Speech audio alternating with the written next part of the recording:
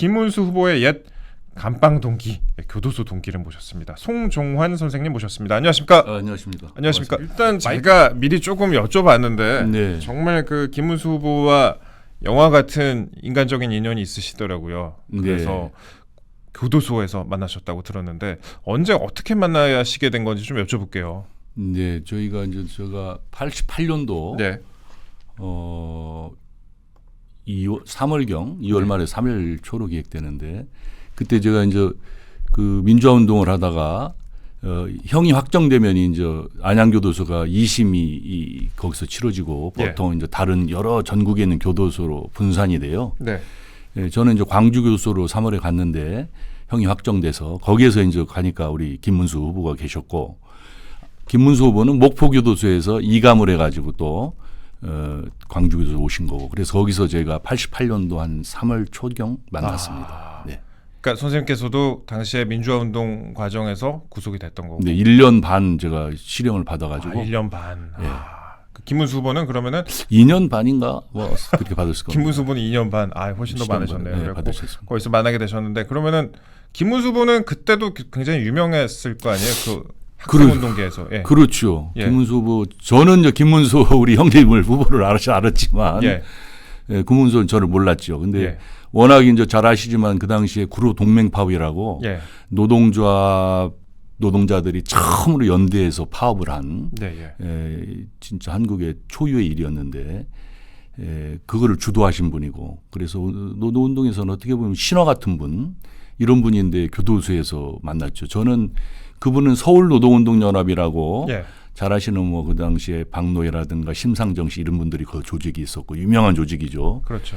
근데 저희는 경찰 쪽에서 붙여졌는데 서울 남부지역 노동운동연합이라 반대로 남노련이라고. 서울하고 연합은 꼭 붙이네요 보니까. 그러니까 뭐 예. 그렇죠. 뭐 그 당시에 노동연합이라는 거를 예. 여러 사람이 모였다 이런 뜻인 것 같아요. 그 당시 네. 그래서 단체에다 그런 식으로 붙였는데 저희는 그래서 남노련에 제가 소속돼서 반대 다른 조직이었죠. 네. 근데 교도소에서 만난 거죠.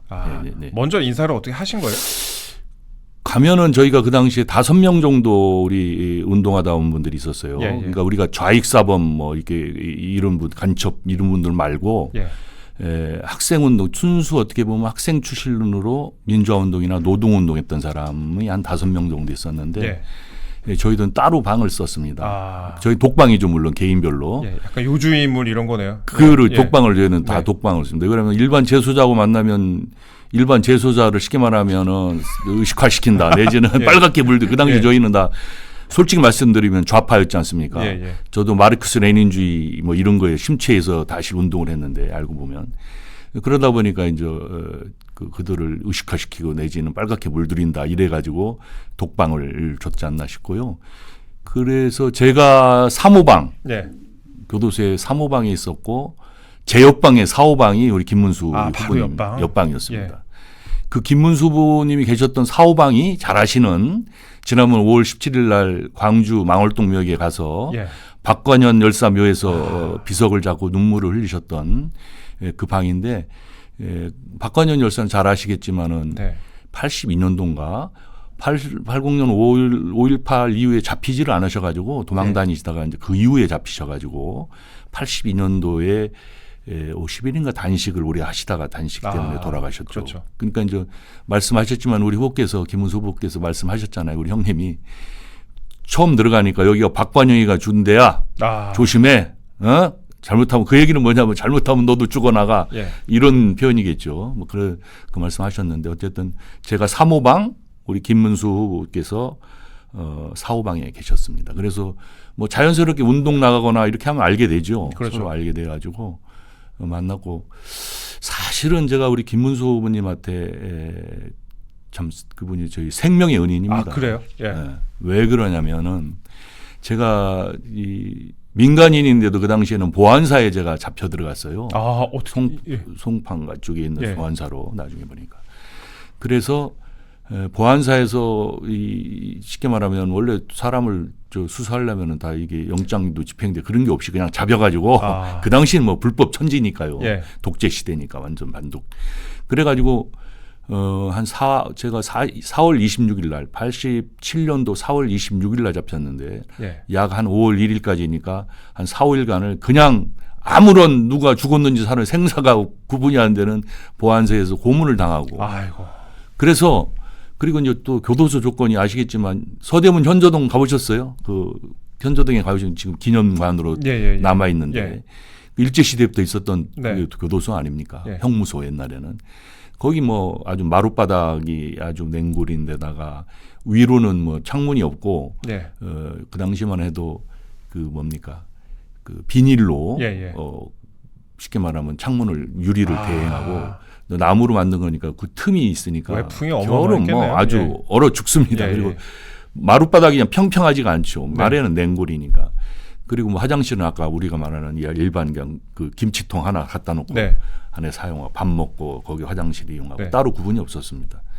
그러다 보니까 열악하니까 고문을 당해서 허리가 완전히 그 한강에 오염된 물고기 마냥 S자로 완전히어서 몸이 아프니까 희니까 위 장기가 다 눌려서 밥을 제대로 못 먹고 소화도 안 되고 운동도 제대로 걷지를 잘 못하니까 그거를 살려주신 게 우리 김문수 보입니다. 어떻게 살려주셨어요? 저희는 사실 징역형을 받는데요. 징역형은 사역할 때 노동을 해야 됩니다. 일반 재수자 역자가 일할령 노동력. 그런데 저희는 아까 말씀드린 일반 재소자의 접촉을 금지하기 위해서 그런 일을 안 시켜요. 근데 이제 우리 김문수 후보께서 편하게 저는 사실 그 당시에 형님 문수영 했어요. 근데 편한 게 사실 문수영님인데 후보님보다는 그분이 얘기를 나는 노동을 해야 되겠다 이렇게 해가지고 하여튼 원예반에 추력을 나갑니다. 원예반. 추력을 나가서 제가 몸이 워낙 안 좋으니까 그 일반 재소자를 접촉할 기회가 생기잖아요. 같이 일을 하고 하니까. 교도소의 모든 일은 재소자들이 다 합니다. 밥부터 치사. 뭐 군대도 가보셨죠. 군대도 마찬가지입니다만 똑같습니다. 저 교정 시절 잘 알고 있습니다. 아시죠? 그래서 이제 거기서 그 취사하는 분한테 우리 동지 하나가 너무 고문을 당해서 몸이 아파서 밥을 못 먹고 이러다 죽게 생겼다. 어떻게 영양을 공급하고 먹일 수 있는 방법이 없냐. 그래서 제가 그때 그 멸치젓갈.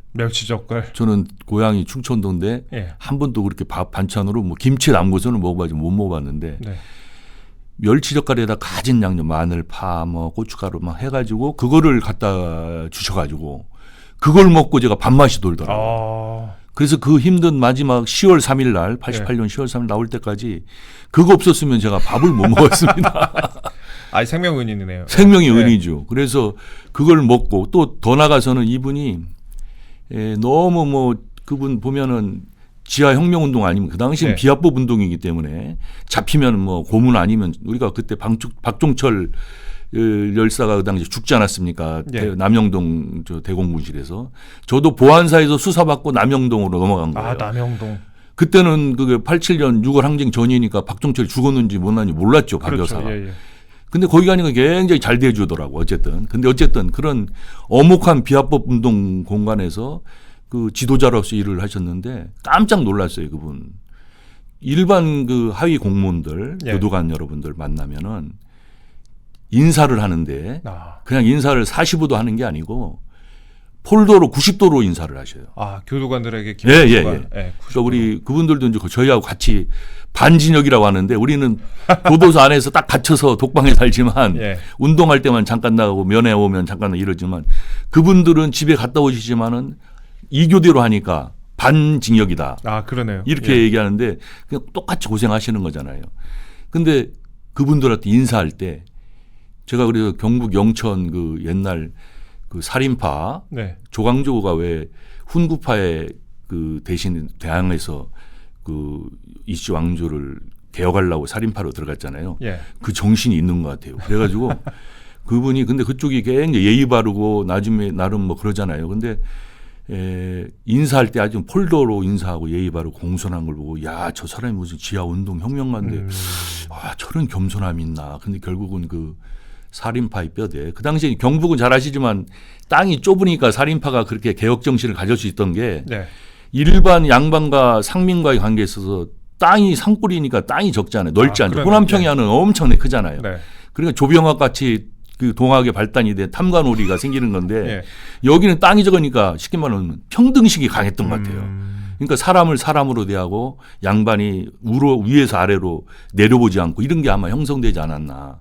그런 생각이 들고 그래서 아주 진짜 예의바르고 겸손한 사람이다 이렇게 생각이 들었어요. 그래서 저는 뭐 이런 말씀 드리는 건 뭐하지만 그 공자의 그분도 굉장히 유교가 뭐 좋은 측면도 있고 나쁜 측면도 시대에 안 맞는 거 있지만 그 대학에 보면 뭐 그런 거 나오잖아요.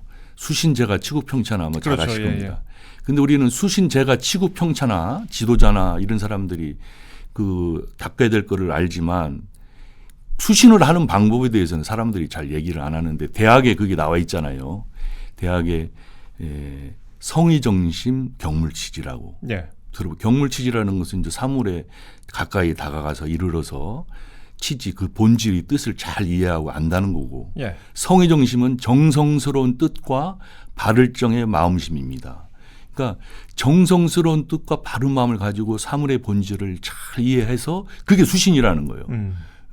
근데 우리는 수신하는지 못한 사람이 쉽게 말해 요새 지도가자가 된다고 물론 제가도 안 된 분이지만은 제가는 뭐 말할 것도 없고 이번 아들 문제 때문에 시끄럽지 않습니까? 예. 근데 수신 문제도 그 성의정심, 정성스러운 마음, 또 바른 또 마음을 가지고 사물을 잘 본질을 이해해서 그런 분이 수신인데 제가 볼 때는 우리 김문수 후보님은 그러한 성의정심 경물치지 수신이 잘 된 분이고 제가도 아시지만 뭐 제가 말씀 안 드려도 아시지만 딸 하나 있는 분을 사회복지사 그렇죠. 사위까지 그래서 저는 교도소에서 그분이 생명연유로 멸치젓갈 때문에 약간 이불 빨래도 뭐 그분이 제가 힘드니까 빨래도 대신해 주셨어요? 이불 빨래 다 제가 해야 되는데 그거 해주시고 저는 그분 없었으면 아마 교도소 마지막 기간에 엄청나게 중병을 앓고 그러니까 뭐 허리 아픈 정도가 아니라 오장육부가 아마 크게 문제가 생겨서 올해 제가 뭐 지금은 제가 딸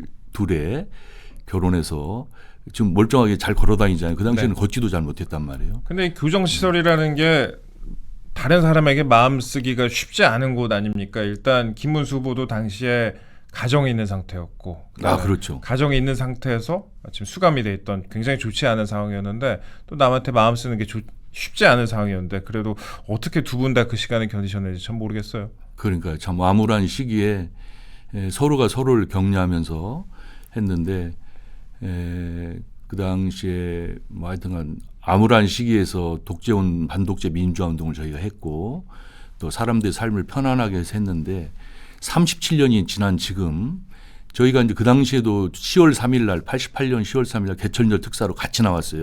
저하고 우리 문수 형님하고 같이 나오셨어요? 예. 같이 나와서 처음 간 곳이 어디냐 망월동묘역을 갔습니다. 그래서 저기를 참배를 다 하고 박관영 열사 물론 했겠지 안 했어요. 돌아가신 분이니까. 그리고 제가 37년 지나서 지난 5월 17일 날 후보님과 함께 망월동묘를 갔는데 같이 가셨군요. 같이 갔습니다. 갔는데 가자마자 학생들 광주에 있는 학생들이 젊은 학생들이 독재자 물러가라. 못 들어오게 좀 막고 막 소리를 지르고 물론 경호하시는 분들이 계속 뭐 들어갈 수는 있었습니다만 그걸로 가슴이 먹먹하더라고요. 저희가 37년간 진짜 목숨 바지 그 당시에는 고문을 잘못하면 뭐 죽거나 사람이 병신으로 나오는 아주 비합법 투쟁 공간에서 그렇게 했는데 이들이 이렇게 할 수 있는가 이런 생각을 하면서 또 뭔 생각을 했냐면 지금 과연 그러면 누가 독재고 민주인가? 저는 사실상 김문수 후보를 이런 얘기했을 때 이렇게 나오게 된 이유도 37년 만에 저희가 다시 우리 문수 형님하고 반독재 민주화 운동을 해야 된다. 진짜 당만 이름만 민주지 저 당이 독재당 아니냐. 아까도 앞에 계신 그 변호사님 말씀하시는 거 들었는데 입법, 사법, 행정을 다 지금 만약에 입법부하고 사법부를 다 장악하고 마음대로 법 만들어서 사법부를 전행하고 있지 않습니까? 검사를 마음대로 파면하게 하고 대법관도 뭐 100명 늘린다는 것은 저는 비법조인 100명 늘린다고 했던 거는 제가 좌파운동 20년, 우파운동 20년 우파로 돌아왔지만 예를 들면 좌파는 인민위원회 아시죠? 그게 통일전선 조직입니다. 사실은.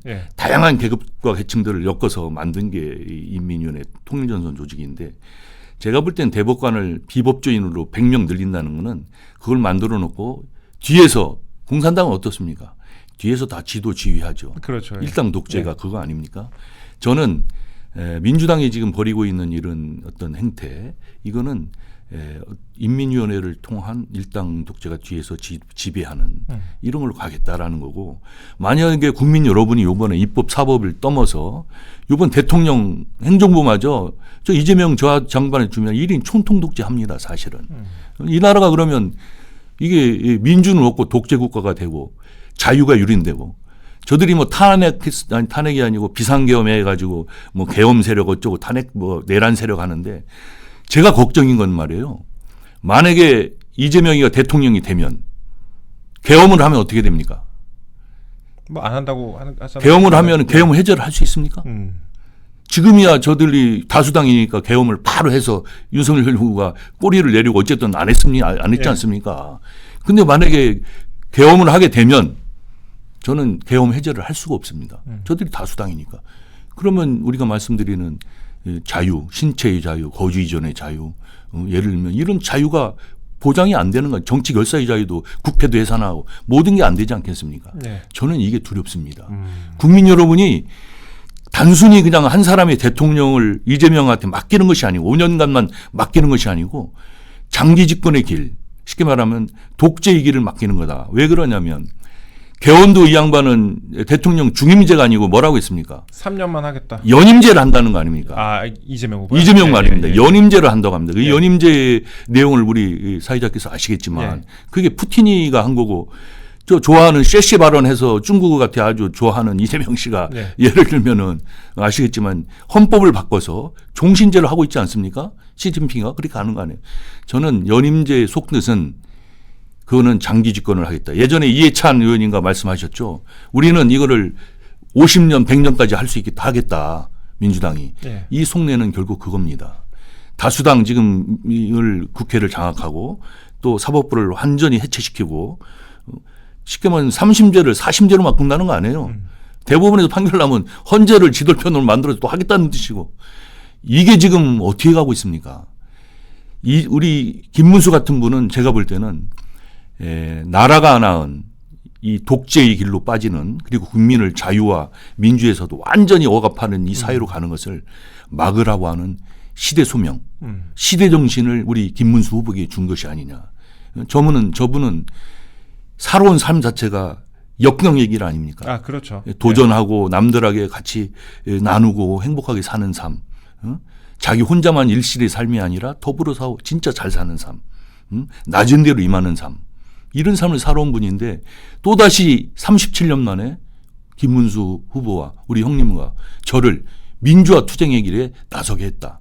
이걸 나서지 않으면 국민이 이거를 막아주시면 안 됩니다. 예전에는 저희가 잘 아시지만 독재라고 하는 것은 폭력 독재 아니었습니까? 그렇죠. 무법천지, 예. 막 고문하고 죽이기도 하고 그랬는데, 지금은 합법을 가장한, 다수결을 가장한 독재입니다. 이게 후기 파시즘의 대표적 양상 아닙니까? 그러니까 국민이 속는 거예요. 투표를 통해서, 다수결을 통해서 했으니 우리가 정당하다 하지만 히틀러도 투표를 통해서 대통령 되지 않았습니까? 총통이 히틀러가 되지 않았습니까? 그걸로 2차 세계 전쟁을 일으키고 수많은 인명을 피해를 입혔는데, 지금 이재명은 그런 합법적인 다수결, 민주주의를 가장한 것으로 독재를 하려고 하고 있다. 그래서 자유를, 민주를 억압하는 아주 최악의 독재자로 나설 것이다. 우리 한국은 그러면 그동안 싸워는 이런 업적들이 있죠. 이게 다 없어집니다. 예. 경제적 삶뿐만 아니라 모든 삶이, 개인의 삶. 제가 아시겠지만 우즈베키스탄이라는 곳이 있잖아요. 거기가 이제 옛날에 소 연방이었는데, 그 타슈켄트라는 데가 수도인데, 거기를 친구들하고 놀러 갔는데, 타슈켄트는 거주 이전의 자유가 없습니다. 아, 그래요? 타슈켄트가 수도인데 거기로 들어오려면 그 안에 있는 사람하고 결혼을 하면 들어올 수 있어요. 그렇지 않으면 들어오지는 못해요. 북한이 어떻습니까? 거주 이전이 제한이잖아요. 우리가 지금 아까 우즈베키스탄이라는 나라도 똑같습니다. 거주 이전 자유가 없어요. 우리나라는 만약에 3권이 모두 이재명 저 양반 대통령이 된다면 충분히 거주 이전 자유뿐만 아니라 모든 언론 출판, 우리가 지금 말할 수 있는 언론 출판 자유, 그것 때문에 우리가 반독재 민주화운동을 했는데 그거 없어질 겁니다. 예. 저는 그래서 국민 여러분이 오는 6월 3일 날 단순히 한 사람의 대통령을 뽑는 것이 아니고 진짜 전체주의 내지는 반독재 국가, 독재 국가로 가는 그것을 막아주셔야 되는데 우리가 삼권 분립이 뭡니까? 잘 아시겠죠, 국민 여러분. 입법, 사법, 행정이 나눠지는 것이 민주주의 아닙니까? 예, 예. 삼권 독재로 가면 우리나라 너무 힘들고 불안하고 또 자유가 없는 나라로 된다는 생각이 들고 제가 단지 뭐 우리 문수영님이 개인적인 생명의 은인을 떠나서 이 나라를 살리는 시대 정신의 어떤 소명을 갖고 대통령 후보가 당원 혁명을 이끌고 나와서 이제 국민혁명으로 가지 않으면 안 된다라는 그런 소명이 있으신 것 같다고 생각이 들어요. 제가 뭐 뒷부분 여쭤볼 내용까지도 미리 다 말씀을 하셔가지고 일단 뭐 여러 가지 우려를 좀 많이 표하셨어요. 예전에 이제 민주화 운동도 오래 하셨고 여러 가지 또 그때 고문당하기도 하셨고 구속도 되셨고 그렇기 때문에 더욱더 이번 대선에서 느끼시는 바가 많을 것 같습니다. 그리고 지금 굉장히 많은 우려를 좀 표하셨는데 시청자 여러분들께서도 이 내용들 다시 한번 마음에 담아두시면 어떨까 하는 생각 좀 하고 있습니다. 저희가 그러면은 조금 가벼운 얘기, 가볍다기보다는 좀 다른 얘기 좀 해볼게요. 당시에 수감 당시에 그러면은 그 설란영 여사도 가끔 이렇게 그렇죠. 좀 접견하고 이런 거 보셨어요? 저희가 이제 보지는 못하고. 보진 못하네요. 근데 야 오늘 뭐 오늘 우리 저 부인이 뭐 설여사 부인이 왔다 그랬죠. 면회 갔다 오시면 예. 얘기도 잘 아시지만 그 당시에는 지금은 뭐 신문도 보고 TV도 교도소 안에 있습니다. 예, 예. 방송도 보고 다 볼 수 있습니다. 사실 뉴스 뭐 예를 들면 어떤 데 드라마도 볼 수 있는 거고 예. 신문도 볼 수가 있고 잡지 보고 보는데 그 당시에는 신문이 어디 있습니까? 라디오가 어디 있습니까? 바깥 소식은 전혀 못 듣습니다. 예. 깜깜무소식이죠. 그러면 우리 면회 오는 분이 뭘 가져와요? 바깥 소식. 지금 상황이 어떻고 정치 상황이 어떻고 뭐가 어떻고 이런 거를 듣는 것이 복음 같은 겁니다. 복음. 그럼 안에 이제 그 내용을 듣고 오셔갖고 서로 공유하고 그렇죠. 그런 거네요. 오늘 왔는데 이런 내용이 그래서 그런 내용을 또 어떻게 하냐면 예. 일반 재소자들도 사회가 어떻게 돌아가는지 관심이 많지 않겠습니까? 그렇죠. 예. 뭐 기업하시는 분도 들어와 있는 경우도 있고 뭐 다 있잖아요. 예. 그럼 경제 상황이 어떤지 이런 것도 듣고 싶어 한단 말이에요. 네. 그거를 우리가 방송을 합니다. 일반 재소자들 향해서 큰 소리로 오늘 뭔 일이 있었습니다 하고 이제 그게 큰 소리로 소리 지르는 경우 이렇게 산 사람이 목청 좋은 사람이 김문수 후보도 종종 그랬어요. 하고 뭐 또 우리 후배들도 하고 예. 이렇게 소리를 질러서 오늘 바깥에는 이런 일이 재밌는 일도 있고 연예계 소식, 체육계 소식 뭐 여러 소식들을 전하는 그게 그 당시 일이니까 오늘은 우리 설란영 우리 부인이 네. 형수님 오셨어요 그렇게 하고 뭐 무슨 말씀하셨어요 이렇게 해가지고 서로 공유하고 참 편지도 잘 아시지만 지필묵이라고 해서 이제 종이하고 연필 볼펜을 주지를 않습니다. 그래요. 소지가 안 돼요. 예. 그 당시는 나 오늘 편지 쓸 일이 있습니다. 그러면은 나오라고 그래요. 편지 쓰는 방에 가서 종이하고 예를 들면 연필을 볼펜을 주면 거기서 이제 쓰는 거예요. 실시간 검열이네요. 그렇죠. 예, 뭐 그게 그러니까 생각할 때 지금 저희가 누리는 자유 이런 자유가 얼마나 소중하고 진짜 우리가 저기 한지를 우리가 공기가 없는 거, 물이 없는 것에서는 알듯이. 근데 제가 걱정하는 것은 이런 우리가 누릴 수 있는 편안한 산소로만지 편안한 이 자유를 이재명이 되면 자유를 뺏길 수 있습니다. 그거를 국민 여러분이 아셔야 됩니다. 그 자유의 범위가 어디까지 제한될 것인가는 한번 당해보셔야 되는데 아까도 제가 수신제가 말씀드렸지만 예.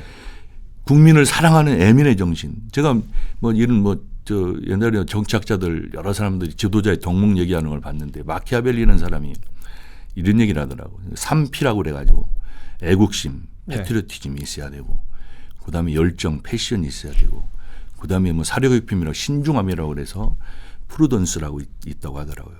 근데 이제 제가 애국심은 결국은 애민도 연결되는 거 아니겠습니까? 국민을 사랑하는 마음. 나라를 살려면 국민을 사랑하지 않고는 어떻게 나라를 사랑하겠어요.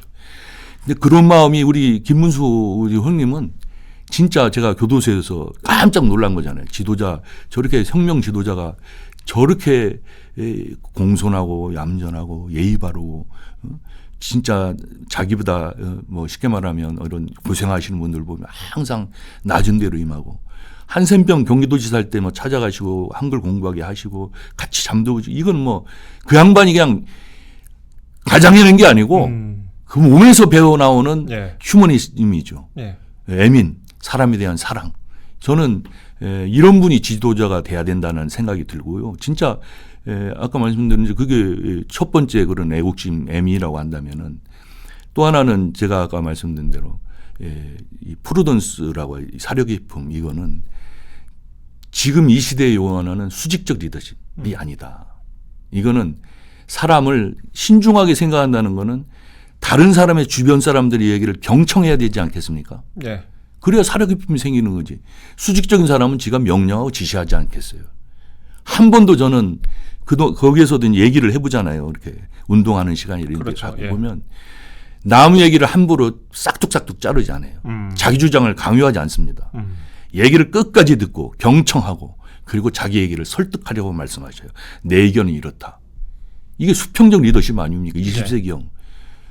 응? 자기 주장이라고 강조하고 강요해서 관철시키려는 것이 아니라 저는 저런 분이야말로 진짜 마키아벨리 얘기했던 그런 어떤 푸르던 사력 있고 이 나라에 결정할 사람들이 많은데 자기가 뭘 한다고 막 결정하는 것이 아니고 요번에 그 뭐저 이재명 경기도지사 때 치적이 하도 없으니 비교가 되니까 무슨 뭐 거북섬인가 그것도 결정해놓고 망한 일 아닙니까 지금 수많은 사람이 뭐 진짜 자살까지도 하고 87%가 공실이라는데 이런 양반이 대통령을 하면 이 나라가 그 작은 것도 하나 제대로 못하는 사람이 뭘 하겠습니까? 이 나라 제가 볼 때는 자유민주가 파탄나는 것뿐만 아니라 우리 경제는 완전히 파탄날 겁니다. 예. 응? 수평적 리더십을 많이 좀 강조를 하셨습니다. 그리고 경제에 관련된 부분도 좀 말씀하셨는데 그러면 이제 저희가 끝으로 대선이 5일밖에 남지 않았습니다. 지금 네. 캠프에서 많이 일도 도와주고 계실 텐데 선생님께서도 5일밖에 남지 않았는데 앞으로 저희 시청자 여러분께 좀 그래도 김문수 후보 캠프에서 나오신 입장에서 앞으로 좀 어떻게 좀 했었으면 좋겠다. 앞으로 이런 부분을 좀 강조했으면 좋겠다 싶은 분 있으면 말씀 좀 부탁드릴게요. 그리고 꼭 뭐 투표에 참여했으면 좋겠다 이런 말씀도 좋고요. 예.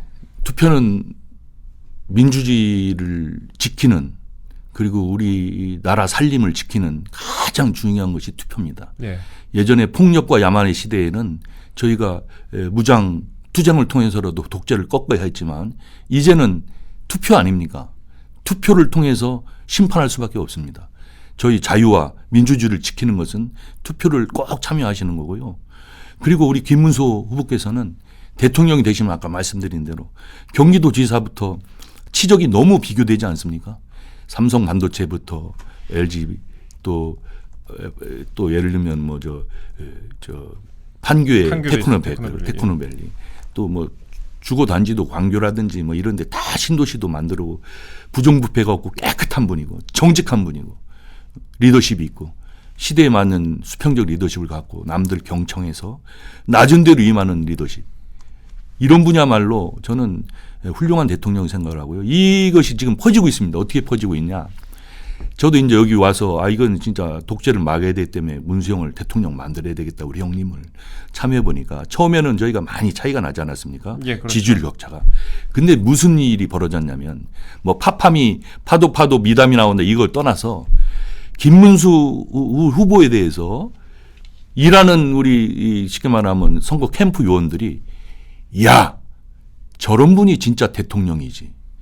우리 설 여사님에 대해서는 저런 분이 영부인의 표준이지. 이게 나온 거예요. 그러니까 내놔도 세계 어디 내놔도 당당하고 떳떳한 대통령. 당당하고 떳떳한 영부인. 이게 내가 이분하고 한 것을 자랑스럽게 생각하고 우리 선거 기간 우리가 잠깐 모인 거잖아요. 갑자기. 예.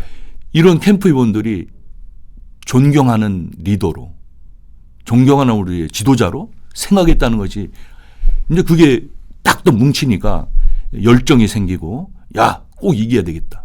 그리고 이건 이제 전파가 되기 시작한 것 같아요. 이제 파파미를 통해서 이제 국민 여러분에게 한 발만 다가갔는데 저는 이번 승리에서 국민 여러분이 꼭 선거혁명을 일으켜 주실 거라 믿고요. 자유민주주의를 지켜주실 거라고 믿습니다. 이것이 바로 우리 국민 여러분이 해 주셔야 되는 거고 이 삼권 분립 그래서 삼권 독재를 막고 우리 김문수 우리 형님을 대통령을 만드는 길이야말로 국민 여러분이 자랑스러운 대한민국을 진짜 지키는 길임을 아시고 좀 6월 뭐 사전 선거도 이번에 우리 금무수분 개항에서 예. 하신다고 하잖아요. 오늘 10시에 한다고 예, 하더라고요. 그러니까 사전 선거 뭐 부정 선거 뭐 의혹 때문에 안 하신 분인데 철저하게 우리 후보님도 말씀하셨지만 감시하고 이렇게 한다고 말씀하셨으니까 가능하면 사전 선거도 시간이 되시면 하시고 그게 투표율을 높이는 길이잖아요. 저들 우리가 만약에 사전 선거가 이틀이고 본 선거가 하루인데 이틀을 안 하게 되면 그 이틀 동안에 예를 들면 내가 어디 아파서 병원에 입원할 수도 있고 뭐 죄송한 말씀 교통사고가 나서 뭐 못 갈 수도 있고 이러니 이틀이라는 기간에 투표를 우리 지지하시는 분들이 해야 우리가 이길 수 있다. 이번 투표는 제가 볼 때는 역대 양당 선거가 되면은 2, 3% 내에 극박빙의 승부 아니었습니다. 지난번에도 0.73%였습니다만. 예, 예. 이번 선거도 제가 볼 때는 아주 근소한 차이로 1, 2% 이 차이로 누가 결정되느냐가 결정될 겁니다. 그래서 우리 자유와 민주를 사랑하는 우리 애국 국민 여러분께서 사전 투표를도 가능하면 하시고 본 투표에 다 나만 갈 것이 아니라 한 사람 한 사람 손잡고 가족, 친지, 이웃까지 손잡고 꼭 투표장에 가셔서 투표를 통해서 선거혁명, 국민혁명 그리고 김문수 대통령을 통해서 새로 발전한 대한민국을 꼭 일으켜 주십사 말씀드리고 싶고요. 김문수 대통령이 되시면 그분은 사사롭게 정치와 나라를 경영하지 않으실 겁니다. 국민 여러분 꼭 부탁드립니다. 알겠습니다. 이번에 선거혁명 이루어 주십시오.